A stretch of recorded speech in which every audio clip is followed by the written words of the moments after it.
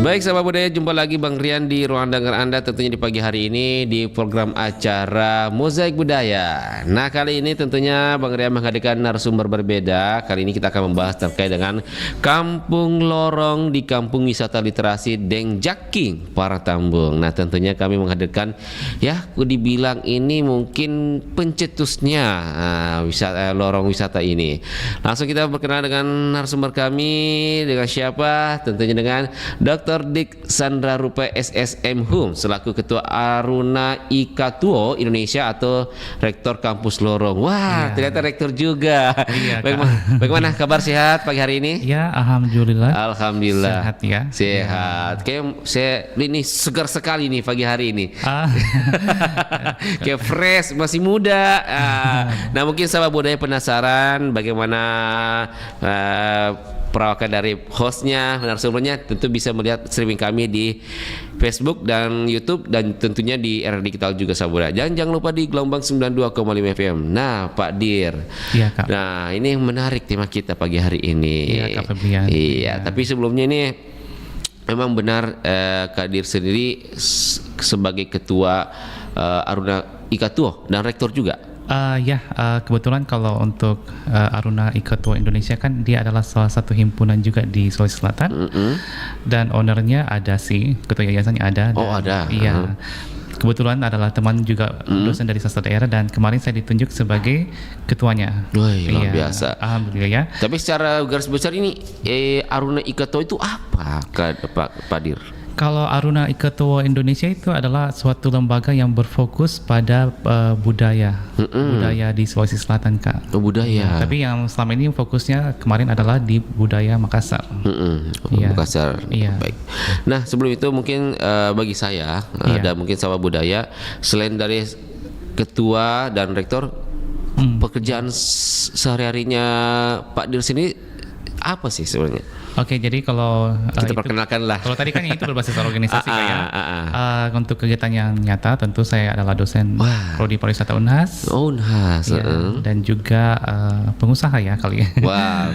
Pengusaha. Iya. Berarti ini masih muda, sudah jadi dosen, pengusaha lagi. Baik, kita langsung ke tema kita, Pak Dir. Enaknya saya panggil Pak Dir saja atau bagaimana? Ada nama sebutannya yang lebih enak? Kalau Pak Dir terlalu tua ya. Oh, tuh. Jadi enaknya saya panggil siapa? Kadir saja ya. Kadir. Oh iya, siap. Kadir, ini bisa dijelaskan ini. Kampung Lorong di Kampung Wisata Literasi Dengjaking, Paratambung. Ini apa sebenarnya, Kadir? Mungkin bisa dijelaskan? Iya, jadi kalau Kampung Wisata Literasi itu adalah salah satu kampung yang berlokasi di Paratambung. Dia kemarin awalnya bernama Lorong Dengjaking. Lorong Dengjaking. Iya. Dan kebetulan kami teman-teman dan Aruna Ikatuo Indonesia dan juga founder komunitas Anak Pelangi yaitu Kak Rahman bersepakat bahwa ayo mari kita karena kita melihat bahwa lorong ini sangat berpotensi, Kak ya. Tidak sama dengan seperti lorong-lorong wisata yang lainnya ya. Kami terkesima ketika awal masuk karena dari foundernya, masyarakatnya itu sangat kompak dan aktif dalam berbagai kegiatan. Dan di situ saya sebagai dosen pariwisata melihat bahwa ini sangat berpotensi sebagai ekonomi kreatif yang bisa dikembangkan untuk masyarakat. Makanya kita namakan brandnya adalah Kampung Wisata Literasi. Namun kalau saya mau tanyakan, melatar belakangi hadirnya Kampung Literasi ini apa yang mungkin ada latar belakang yang kuatnya sehingga ada niat membentuk ini lorong menjadi lorong wisata literasi? Suatu tempat destinasi wisata ya. Ya biasanya kan kalau kita dalam mindset kita atau dalam pikiran kita kata pariwisata itu kan ibaratnya seperti yang tempat untuk jalan-jalan atau healing. Nah kalau saya kan ini paham bahwa pariwisata juga itu berbasis ekonomi kreatif, Kak. Dan itu bisa menjadi sebuah produk yang dimana bisa memancing untuk orang luar bisa datang untuk melihat.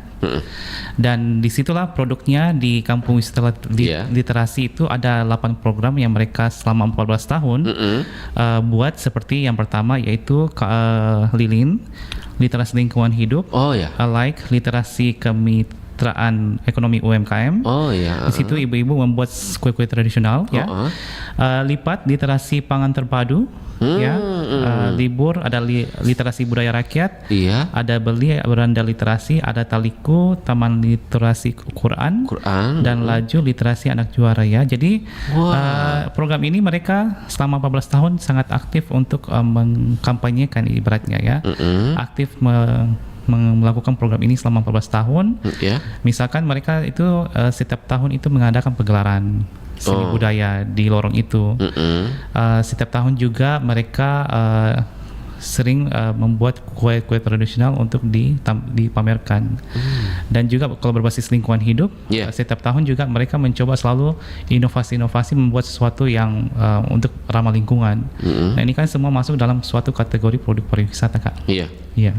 Dari 8 program ini itu dilakukan pembinaan ya sama orang-orang ahli ya, seperti lingkungan, ada pangan, itu didatangkan ya ahli-ahli. Nah itu yang menariknya, kan kami baru masuk tahun ini ya, waktu bulan-bulan 3 ya, kami sudah masuk dan sudah ada program-program ini. Dan ternyata program ini mereka tidak dibimbing oleh orang para ahli, tetapi mereka sendiri yang mempelajari secara mandiri.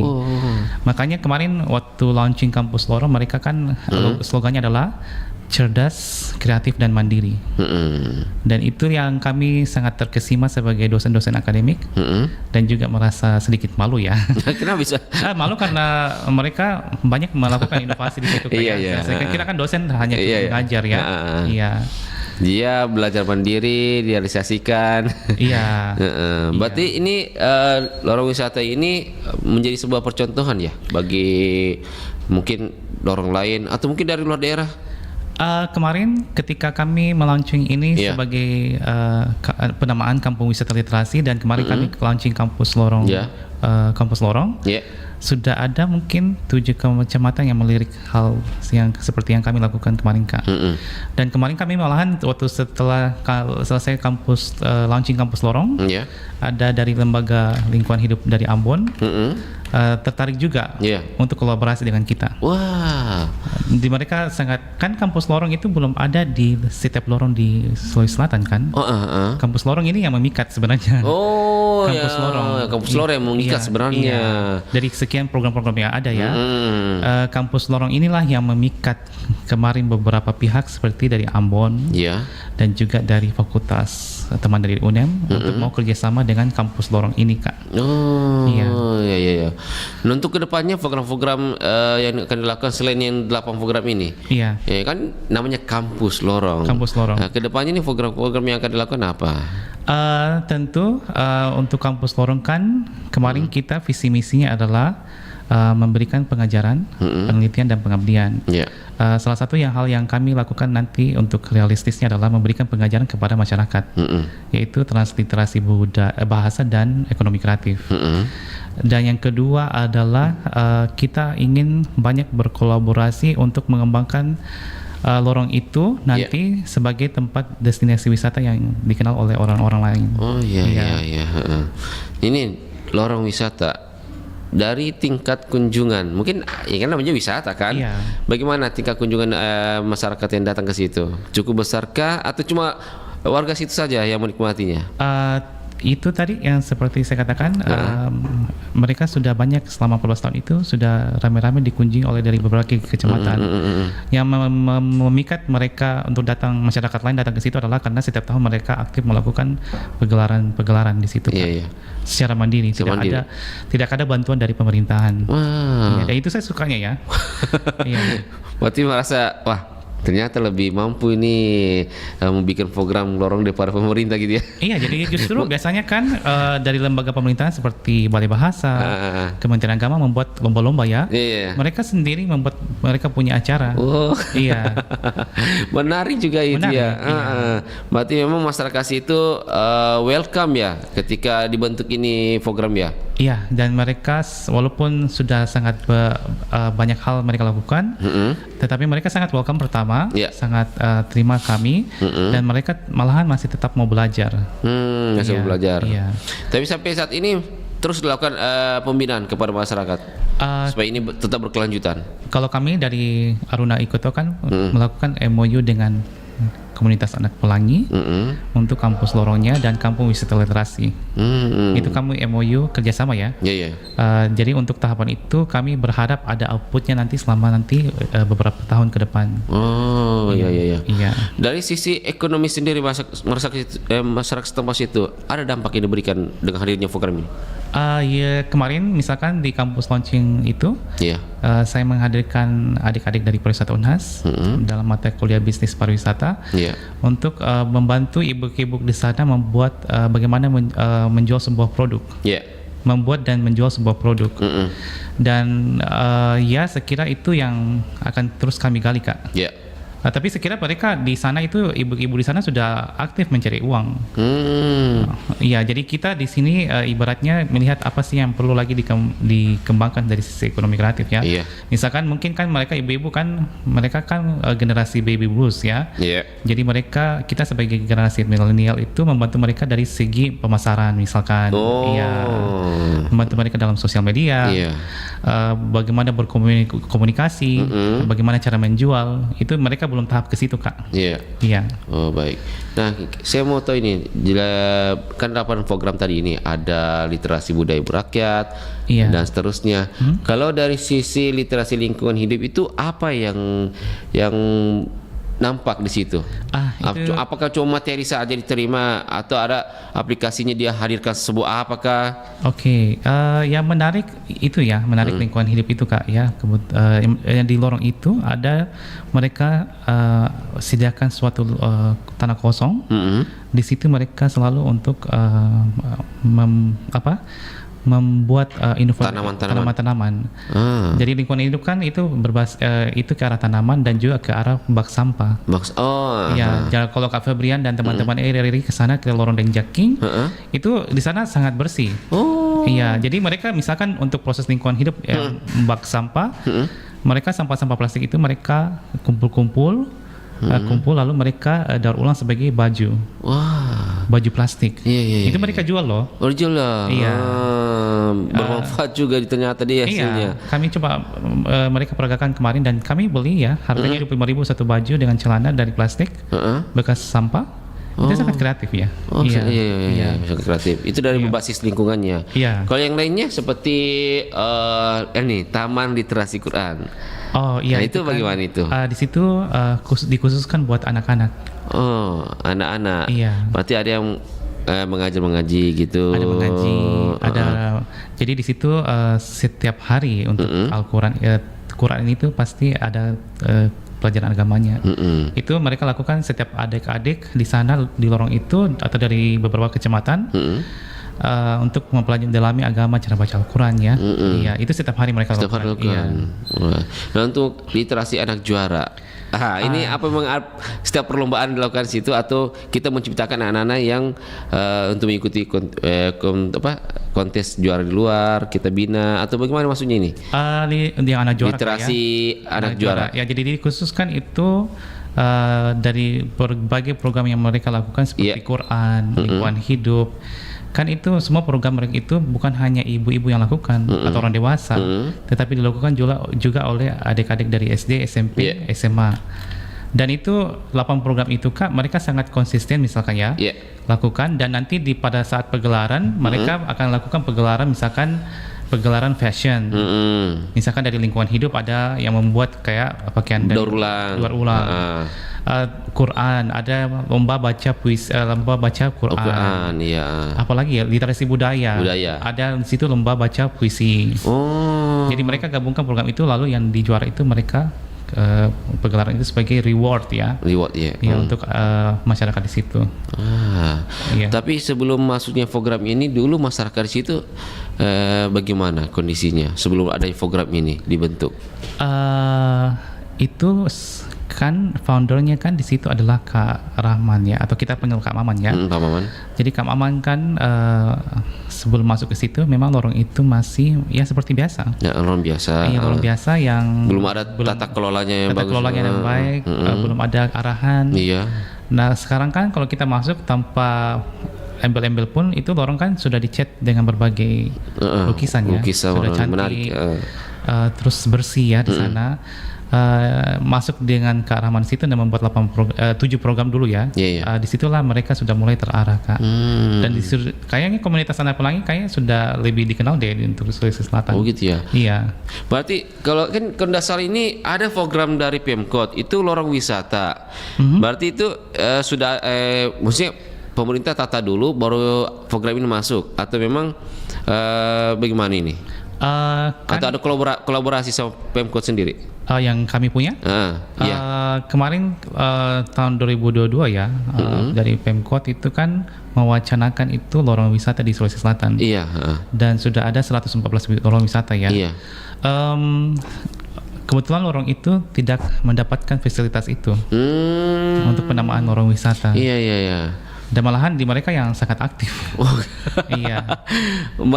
Jadi percontohan gitu ya. Iya. Jadi makanya saya kasih tahu Kak Maman ketika saya ketemu kemarin dengan Kak Maman dan masuk lorong itu, ya ini harus disegera buatkan brand ya. Brand ya. Karena kan mereka tidak mendapatkan lorong wisata itu kan. Iya. Ini harus dibuatkan brand dan harus berbeda dong. Dan ternyata sekarang dilirik. Sekarang dilirik. Iya. Waktu pas launching kampus lorong kemarin ya. Iya. Bagaimana respon pemerintah sendiri? Ternyata ini dikelola oleh pihak organisasi kita sama masyarakat. Bagaimana respon pemerintah melihat ini? Kemarin ada sekretaris camat, ada juga dari dinas kebudayaan, staf ya. Iya. Siapa lagi sih yang mau lakukan kecuali bukan kita ya? Iya. Bukan kita Kak, ya. Betul. Jadi mereka cukup senang. Pertama, terus ada beberapa yang mengajak untuk kolaborasi. Iya. Tapi yang saya sukanya dari komunitas ini Kak, itu biasanya kan komunitas itu kan berharap 80% dari pemerintah. Oh iya pasti ya. Iya, berharap dana apa Kak? Ada. Berharap dari mana Kak untuk mendapatkan membuat acara. Nah, saya kagumi dari komunitas ini adalah mereka 95% saya bisa katakan mereka itu 95% sangat mandiri untuk bisa berpikir untuk berkembang. Iya. Nah, tapi apa sebenarnya kendalanya yang dihadapi oleh komunitas ta untuk membentuk lorong wisata ini?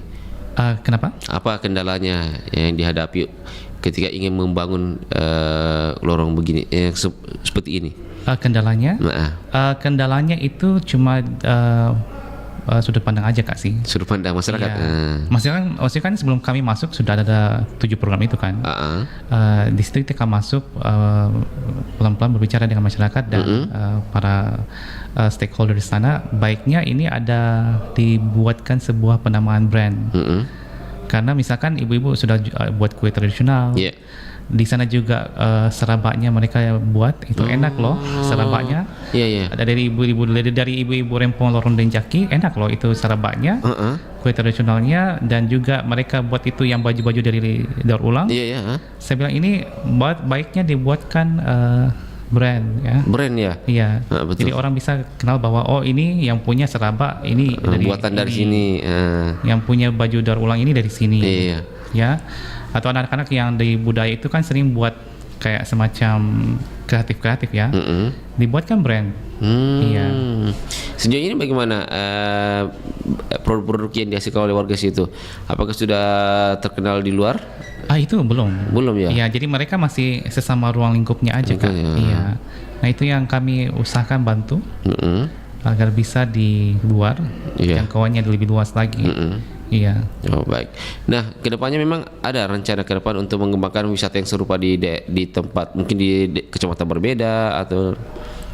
Kemarin kami didatangi malahan jauh ya dari Ambon. Oh di luar. Iya.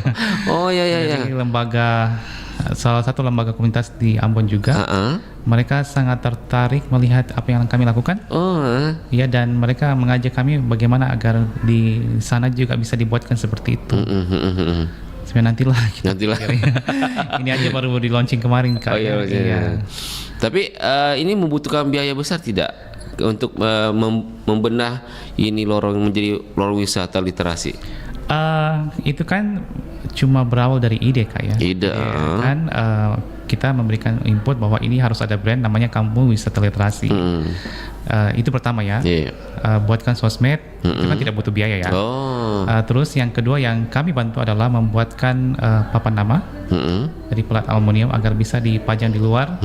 Di lorong itu, misalkan kan kalau kita ke desa wisata kan ada papannya ya. Di sini kita mau buat seperti itu. Jadi di sini ibaratnya kita kerjasama ya. Pasti. Kerjasama. Ya ada biaya tapi kerjasama. Jadi tidak terasa. Tidak terasa kerja, tidak terasa besarnya biayanya karena kerjasamanya. Ya, jadi mulai kami juga kalau ada acara pasti kami ada bantu-bantu juga ya. Iya. Jadi mungkin saya bisa berpikir kan semua masyarakat berbeda-beda sifatnya. Itu pas membentuk lorong itu ditemukan tidak warga yang saya tidak mau ikutan begini deh, rempong banyak terlibat. Itu ada ditemukan kendala begituan, Pak? Atau kita memang berusaha bagaimana meyakinkan ini masyarakat, ayo kita bergabung supaya kita menciptakan ini. Itu pernah dialami pas dibentuk wisata Kampung Wisata Literasi. Oke, jadi memang untuk komunitas itu ada kan sebuah pepatah. Kalau mau masuk dalam komunitas atau berkecimpung komunitas, jangan masuk kalau tidak bisa mengambil hatinya. Bukan, kalau tidak bisa berbeda pendapat. Dan kebetulan kalau saya sih pribadi kemarin sudah pengalaman sih dari beberapa komunitas dan kita kan masuk di komunitas Anak Pelangi ini. Kebetulan yang saya sukanya di sini adalah karena foundernya ini yang sangat mendukung. Foundernya ini. Kunci utamanya itu ya. Dalam sebuah komunitas. Kita berbicara sama komunitas dulu. Foundernya dulu. Lalu kita ketemu masyarakatnya. Jadi awalnya mereka bingung, Kak, ketika kita bilang Kampung Wisata Literasi. Apa ini? Apa itu wisata? Kan masyarakat awam kan apa ini? Apa itu? Buat apa? Akhirnya kan dijelaskan. Mereka juga pas kita bilang ekonomi kreatif bilang, saya sudah buat ini. Jadi kita harus menerima itu, Kak. Harus menerima pendapat-pendapat itu dan kita menyesuaikan, lalu kita bantu untuk bisa masuk di pikiran mereka. Nah, dari program ini berarti ada sebuah kayak semacam badan usaha di situ ya. Kan kalau di desa-desa ada BUMD. Di situ bentuk juga ya, dibentuk. Jadi itu usaha bersama dikelola keuangannya atau memang masing-masing? Kalau di lorong itu ya. Jadi lorong itu di Denjengker ini yang uniknya adalah mereka digaungi satu komunitas yang itu namanya Komunitas Anak Pelangi. Dan di situ dari 8 program itu ya foundernya membantu mencanangkan program-program itu dan dari program-program itu misalkan ibu-ibu menjual hasilnya mereka ambil sendiri. Mereka ambil sendiri. Jadi ibaratnya siapa yang menjual kamu yang dapatkan hasilnya. Nah di situ kami membantu membuatkan satu brand aja. Jadi kan 7 program ya. 8 program. 8 harusnya satu brand aja. Walaupun nanti ada misalkan Kak Fabian buat ini, pakai satu logo aja. Ini buat satu program aja. Nanti uangnya terserah nanti mereka bagaimana. Nah, dari wisata ini apakah ramah anak dan ramah disabilitas sendiri? Di situ ramah anak. Lingkungan lorong ini, apakah ramah anak sama disabilitas? Ada aksesnya situ? Sejauh ini untuk disabilitas sejauh kalau kami dalam pariwisata tentu pasti akan perhatikan itu jika memang ada ya. Tapi sejauh ini saya belum melihat. Tapi untuk ramah anak, fasilitas anak itu disediakan juga dalam program wisata lorong ini. Seperti itu di budaya, Quran, juara. Itu jadi mereka yang bagusnya itu agar tidak mati mereka misalkan kreativitas mereka. Di situlah mereka tetap tahu membuat suatu reward acara pergelaran agar mereka tetap semangat. Siap Pak Dir, nanti kita akan kembali lagi, masih ada banyak pertanyaan. Kita lewatkan dulu satu buah lagu. Sahabat budaya jangan kemana-mana, tetap bersama kami di Mozaik Budaya bersama dengan narasumber kami Pak Dir dan tentunya bersama Perompak Air Makassar.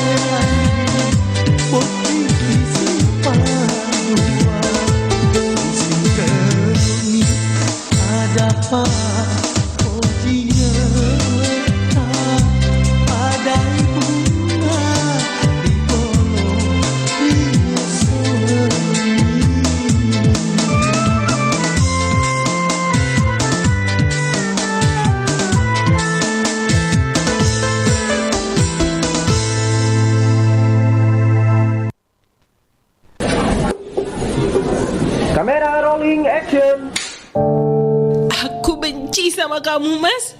Kamu sudah bikin aku frustasi. Cut.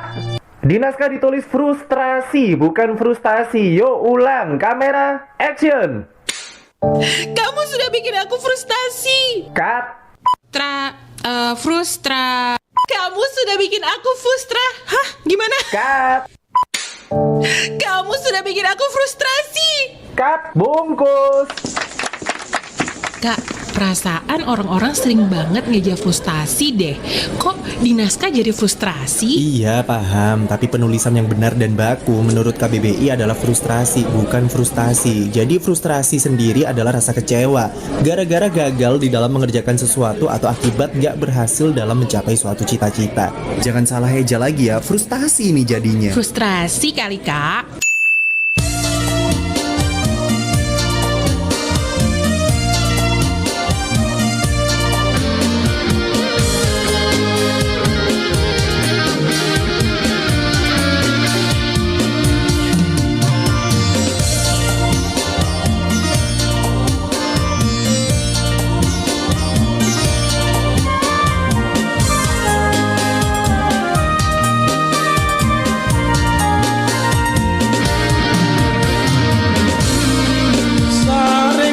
Surilino talasa makasih asi aman tamakale kale silu serampak risiku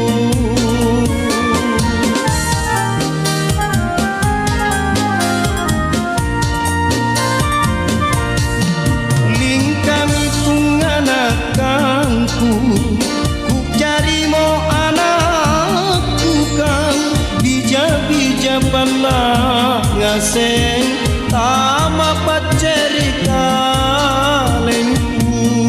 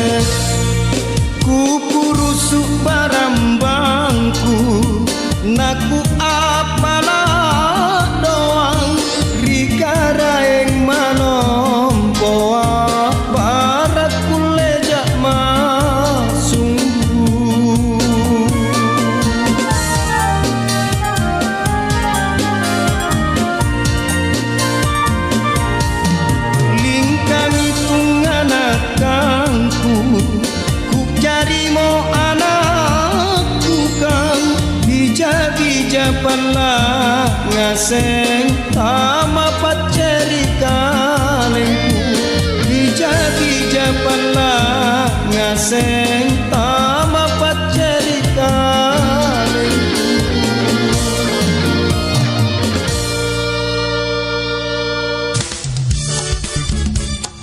Nusantara Pagi, Pro 4 RRI Makassar. Kita itu beda pendapat, beda pilihan, dan beda agama, suku dan budaya. Kita itu sama-sama ingin perdamaian, sama-sama ingin dihargai. Berdamailah walaupun kita berbeda.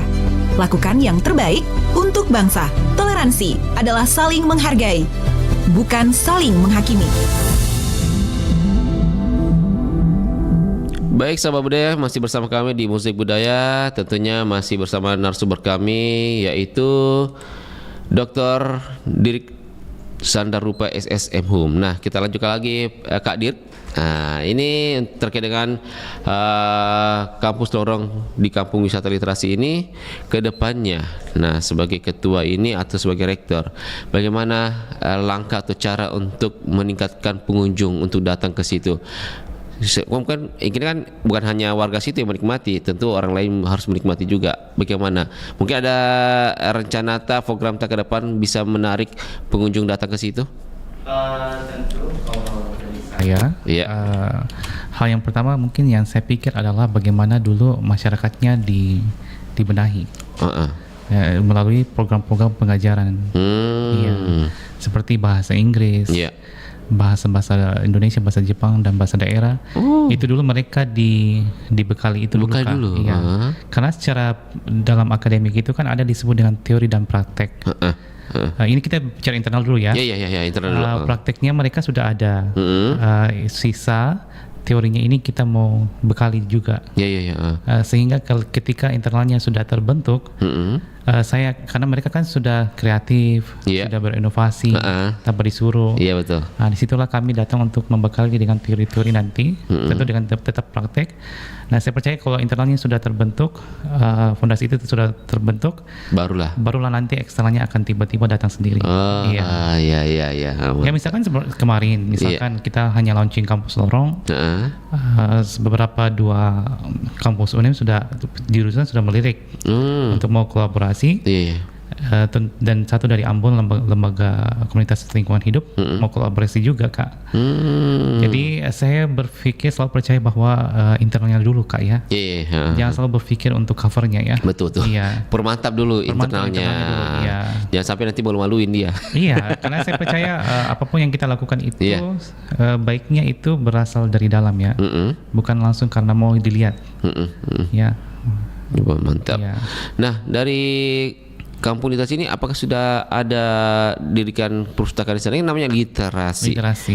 Apakah sudah dirikan sana perpustakaan? Sudah ada Kak. Sudah ada? Iya, ada ruang perpustakaannya.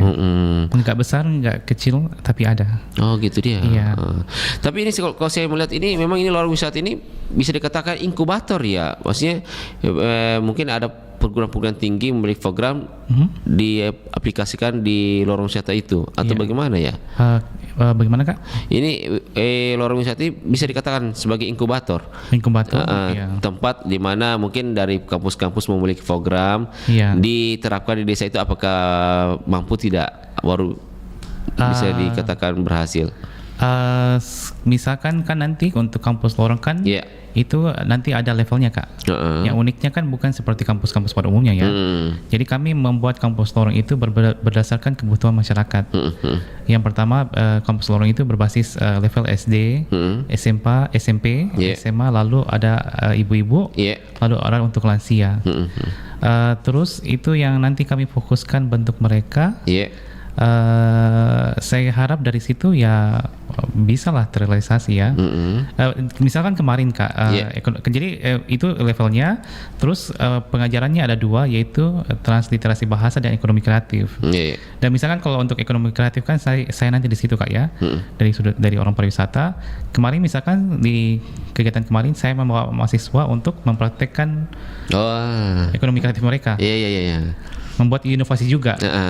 Jadi kita di situ akan bisa melihat bahwa seberapa inovator kan mereka antara ibu-ibu dan mahasiswa. Disandingkan gitu. Bisa disandingkan. Oh, iya. Karena kalau saya selalu katakan ke mahasiswa itu ya harus membuat sesuatu ya.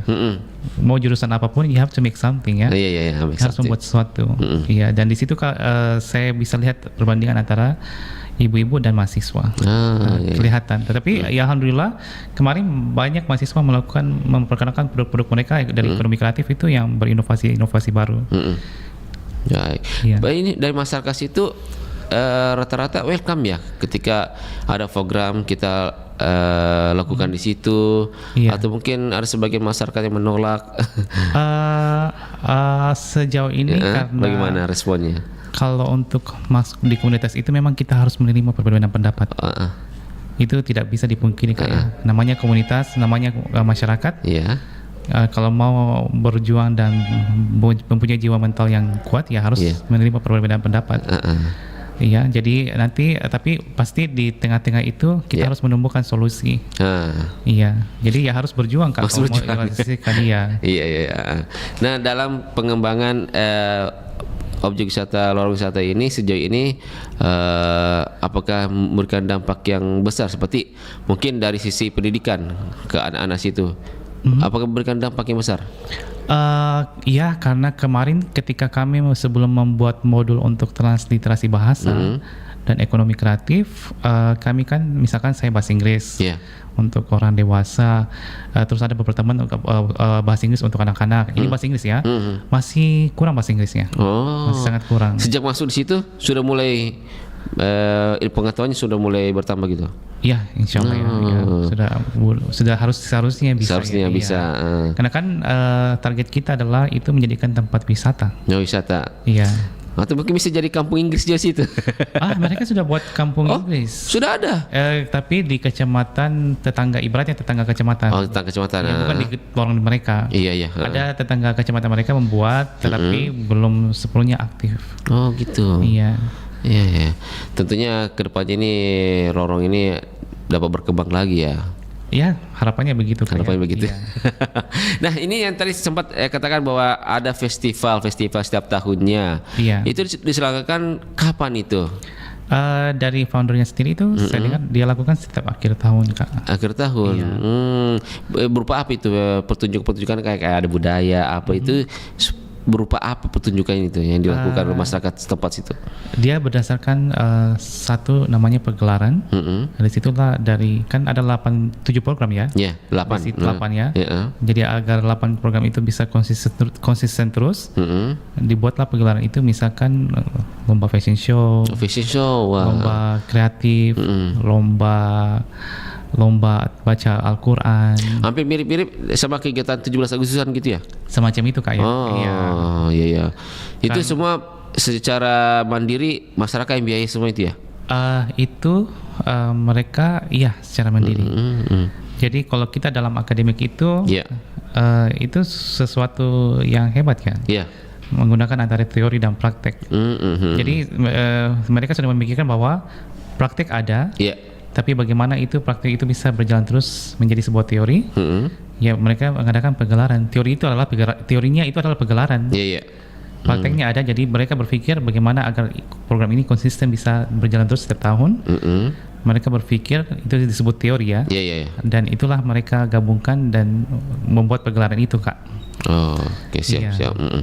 Tapi kalau dilihat dari sisi letak geografisnya ini, apakah dari pihak kita komunitas ini mampu membina masyarakat yang berbagai macam ini karakter-karakter sehingga bisa mendapat tujuan yang kita tuju itu bisa tercipta? Saya yakin ya. Saya yakin bisa. Selama saya memberitahukan kepada teman-teman yang seperti ini jangan dibawa secara logika. Ya, karena kita berhadapan dengan masyarakat. Kita di sini harus berpikiran santai dan kreatif aja. Jadi. Iya. Oke, siap. Kadir. Iya. Kadir. Nah, mungkin ini kan di penghujung acara kita. Mungkin ada harapannya sendiri terkait dengan kampus lorong di Kampung Wisata Literasi Denjak Partabung ini. Apa harapannya ke depannya ini? Untuk kesimpulannya Kak ya. Iya, kesimpulannya. Mungkin saya baca aja Kak ya. Iya, silakan. Kemarin ya. Tapi ini hasil tulisan saya kok. Wah, luar biasa. Ya, silakan Kak. Jadi yang saya mau simpulkan untuk hari ini yaitu adalah dunia ini penuh dengan orang-orang pintar, namun kekurangan manusia yang kreatif. Orang pintar mungkin tahu banyak, tetapi orang kreatif tahu bagaimana membuat sesuatu yang berbeda, menambah nilai dan menciptakan perubahan. Kreativitas adalah nyawa yang harus kita tanamkan dalam diri mahasiswa kampus lorong agar mampu berkontribusi dengan cara unik di tengah masyarakat. Jadi intinya adalah kreativitas tanpa batas. Wah, memang tidak ada batasnya. Iya. Terus berkreativitas, harus gitu ya. Iya. Nah, mungkin harapan lainnya, mungkin ke depan apakah lorong ini akan semakin menjadi banyak atau bagaimana nih ke depannya? Ini kan cuma baru satu ini. Iya. Nah, ke depannya mungkin dari komunitas kita akan menghadirkan seberapa banyak lorong serupa? Kalau kami sih tidak muluk-muluk ya. Iya. Yang penting kami tahu bahwa ini salah satu kampus lorong pertama. Di Indonesia. Yang pertama, yang kedua yang kami punya harapan agar bisa, yang kedua adalah bisa menjadi tempat wisata yang bisa dikunjungi oleh orang luar dan orang dari berbagai kota Indonesia. Oke. Ketika ada orang yang mencontohin, tidak apa-apa ya? Mau dicontohi boleh, mau diciplak juga boleh. Ya, yang penting kami tahu bahwa kami yang pertama. Wah, luar biasa. Yang penting yang pertama dia. Iya, sama saja kalau orang membuat kampus kan. Iya. Kampus pertama apa sih? Oh iya. UNAS kan. Kalau ada UNEM itu kan enggak apa-apa ya. Bagiannya luar biasa, mantap. Semoga Pak Dir kedepannya apa yang telah dicetuskan ini menjadi lebih baik lagi, lebih berkembang. Tentunya program-program kedepannya lebih mungkin lebih kreatif lagi ya. Tentunya kami harapkan ini membawa dampak kepada masyarakat. Tentunya. Amin. Apalagi soal literasi ya. Oke. Makasih banyak Pak Dir atas kebersamaannya bersama Pro 4 RRI Makassar yang telah memberikan wawasan terkait dengan kampus lorong di Kampung Wisata Literasi Denjaking Parentambung, dan tentunya makasih juga telah menyempatkan waktu bersama Pro 4 dan mengganggu waktunya Pak Dir. Tentunya jangan bosan-bosan bersama Pro 4 Pak Dir ya. Oke, makasih Pak Dir. Sehat selalu. Bang Rian undur diri bersama Pak Dr. Dir Sandarupa SSMH selaku Ketua Aruna Ikatuo Indonesia dan juga Rektor Kampung Lorong. Assalamualaikum warahmatullahi wabarakatuh.